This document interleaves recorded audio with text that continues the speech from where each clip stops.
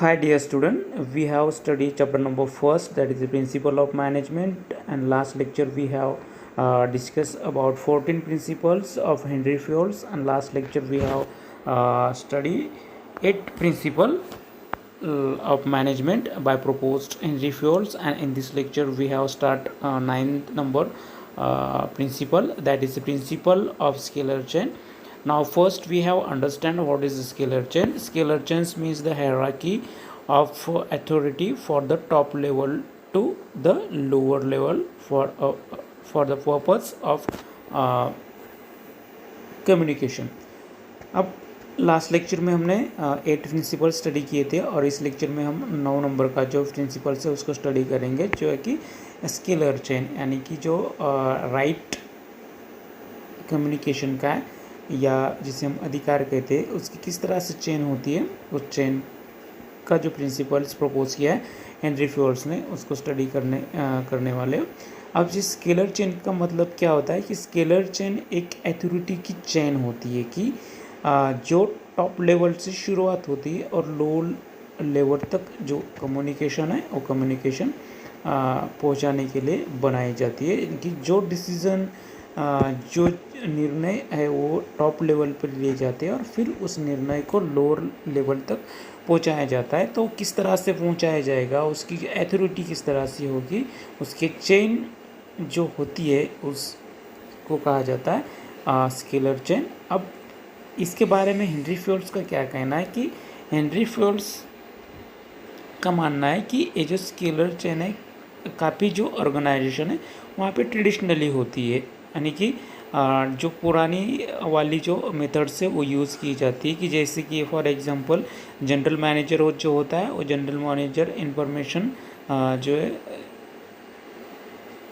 जो डिसीजन उसने लिया है उसे इन्फॉर्म करता है जो रिस्पेक्टिव फंक्शनल मैनेजर है, और उसके बाद जो फंक्शनल मैनेजर है वो क्या करते हैं, उसको जो है पास करते हैं, जो सुपरवाइज़र होते हैं उनको पास करते हैं, और फिर जो सुपरवाइज़र होते हैं वो सुपरवाइज़र जो फोरमैन है, उसके बाद जो गैंगमैन है, उन तक वो डिसीजन क्या करते हैं, पहुँचाते हैं. तो ये काफ़ी लंबी चेन होती है. तो हेनरी फयोल्स का ऐसा कहना है कि इसमें क्या होता है कि ज़्यादा ऑर्गेनाइजेशन का टाइम ख़राब होता है या टाइम वेस्टेज होता है. तो यहाँ पे जो मेथड्स होने चाहिए कि वो इस तरह से होना चाहिए कि डायरेक्ट कम्युनिकेशन होना चाहिए.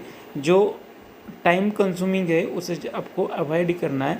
For avoiding longer chain and to take speedy decision, cross communication or direct communication is followed by various organization which is known as gang plug. So जो अवॉइड करना है इस प्रोसेस को और आप इसको स्पीडी डिसीजन लेना है, टाइम बचाना है, तो बहुत सारी जो ऑर्गेनाइजेशन है वो ऑर्गेनाइजेशन क्या करता है, डायरेक्ट डिसीजन जो है जिस पर्सन तक पहुंचाना है, जिस लेवल तक पहुंचाना है, उसको क्या करते हो वहाँ तक पहुंचा देते हैं. तो इससे क्या होता है, टाइम बचता है. और ये जो मेथड्स है उस मेथड्स को गैंग प्लग कहा जाता है. अब जिसके लिए जो प्रॉपर परमिशन होना ज़रूरी होता है, जो हायर अथॉरिटीज़ हैं उसकी परमिशन यहाँ पे नेसेसरी होती, तभी आप इसका इस्तेमाल कर सकते हो. आपको एक डायग्राम नीचे स्क्रीन पे दिख रहा होगा. उस डायग्राम में आपको ये दिखाया जा रहा है कि जो कम्युनिकेशन किस तरह से होता है ऑर्गेनाइजेशन में, अपर लेवल से लोअर लेवल, यानी टॉप लेवल मैनेजमेंट में डिसीजन होते हैं वो किस तरह से लोअर लेवल तक पहुंचते हैं. फॉर एग्जांपल यहाँ पे डी के द्वारा डिसीजन लिया है, वो सी को देगा, सी फिर बी को देगा, और उसके बाद फिर ए तक जाएगा, ये उसे ई तक पहुंचाएगा, फिर एफ तक ये डिसीजन जाएगा. इसी तरह से यदि चलता रहा तो फिर इसमें टाइम कंजम्पशन ज़्यादा होगा. तो यहाँ पे डायरेक्ट डी द्वारा जो डिसीजन लिया गया वो जी पर्सन तक पहुँचना ज़रूरी है.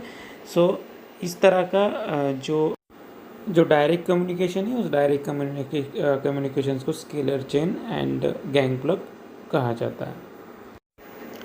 Number 10, principle of order. This principle is based on a place for everything and everything in its place. आगे का जो प्रिंसिपल्स है 10 नंबर का वो है प्रिंसिपल ऑफ ऑर्डर. अब ये जो प्रिंसिपल जिस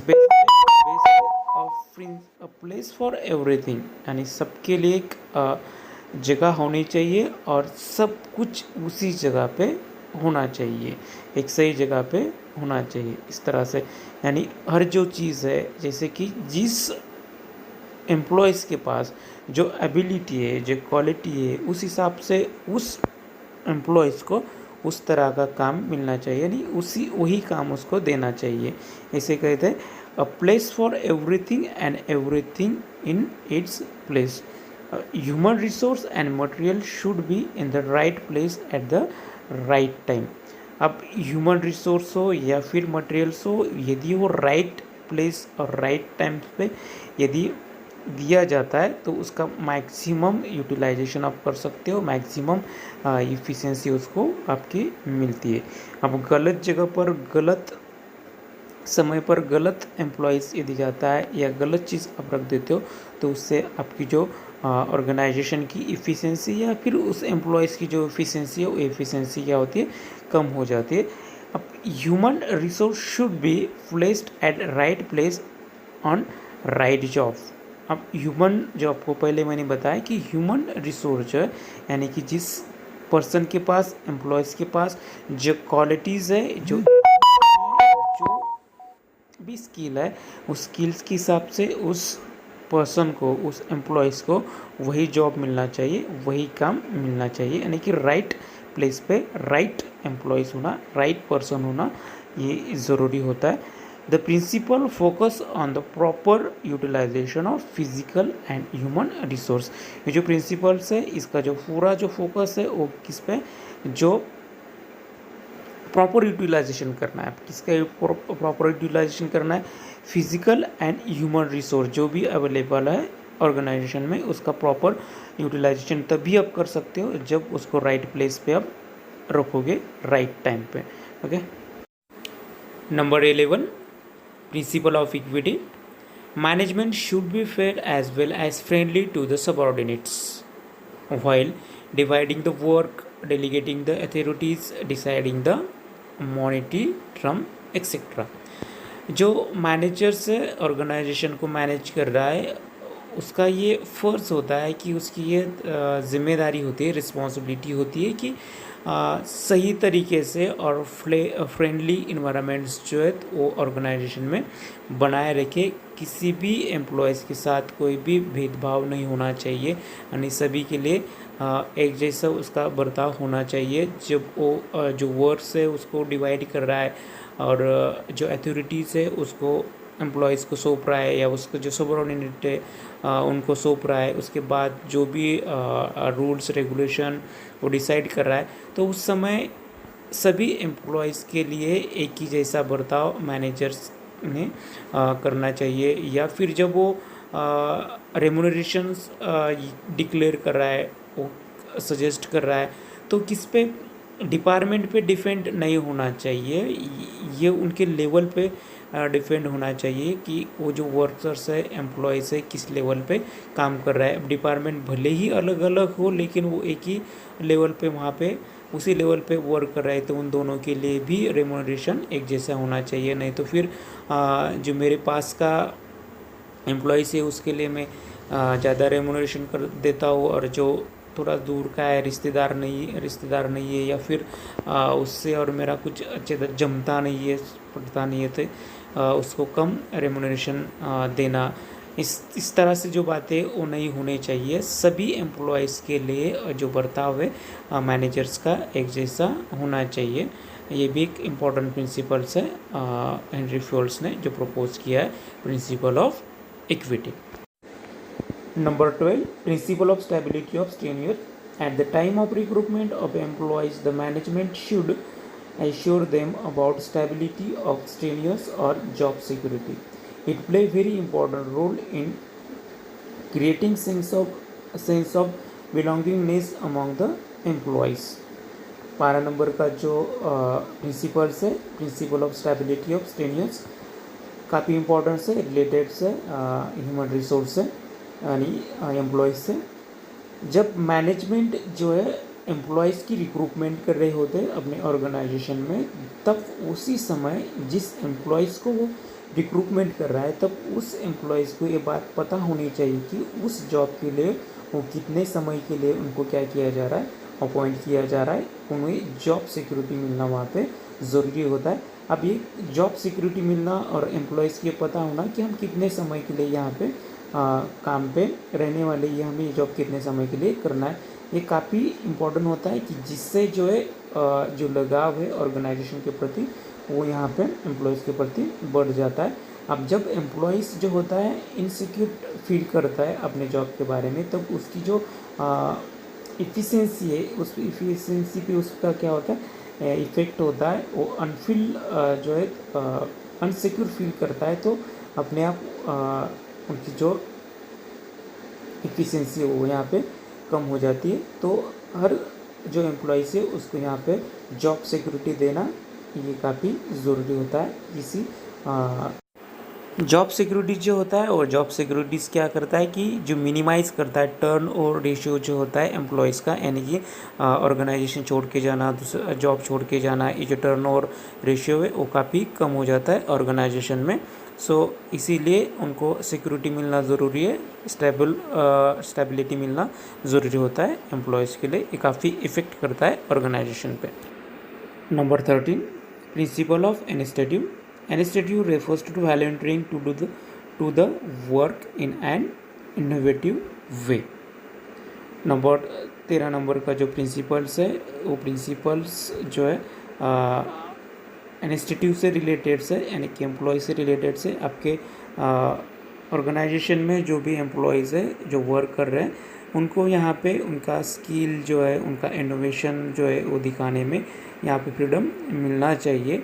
उनकी जो थिंकिंग है कुछ नया करने की, यहाँ पे उनको उनकी जो आइडियाज़ हैं उनके आइडियाज़ को यहाँ पे इनकॉन्ग्रेस करना चाहिए, उनको बढ़ावा देना चाहिए। एम्प्लॉयज़ के जो भी आइडियाज़ हैं उनको जो कि एक उनमें इंस्टीट्यूट पावर जो है बिल्डअप करती है और जो खुद एक आगे पुढाकार लेके वर्क वहाँ पे कंप्लीट करने का प्रयास वो करते। तो ये भी एक, यानी कि इन शॉर्ट में ये कहा जाए कि आपको जो एम्प्लॉयज़ है उनको क्या करना है, उनकी जो स्किल दिखाने के लिए फ्रीडम देना ज़रूरी है। Number 14, principle of team work.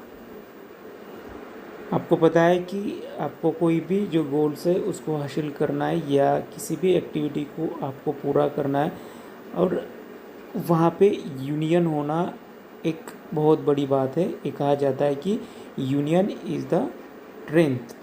आपका ऑर्गेनाइजेशन आपको स्मूथली रन करना है, उसको आगे बढ़ाना है। यहाँ पे ग्रुप एक्टिविटी बहुत ही इम्पोर्टेंट होती है। एक ग्रुप के साथ, यूनियन के साथ एक आप आगे बढ़ते हैं तो काफ़ी आपके लिए एक वैल्यूएबल एसेट साबित होता है, और उस एसेट के दम पर, यानी यूनियन के दम पर आप क्या कर सकते हो, जो भी आपका गोल्स है ऑर्गेनाइजेशन का उसको आप क्या कर सकते हो, अचीव कर सकते हो।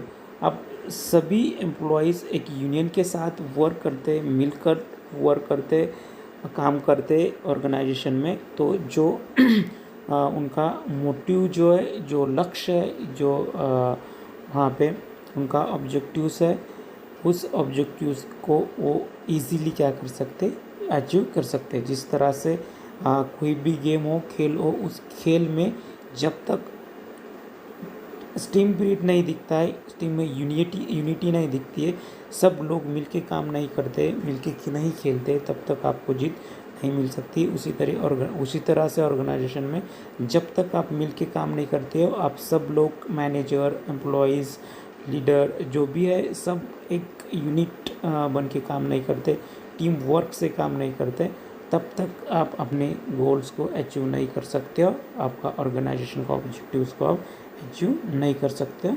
आपको अचीव करना है तो टीम वर्क करना, यूनियन बनाना, यूनियन को स्ट्रेंथ बनाना और ऑब्जेक्टिव को हासिल करना इजी हो जाता है। ओके।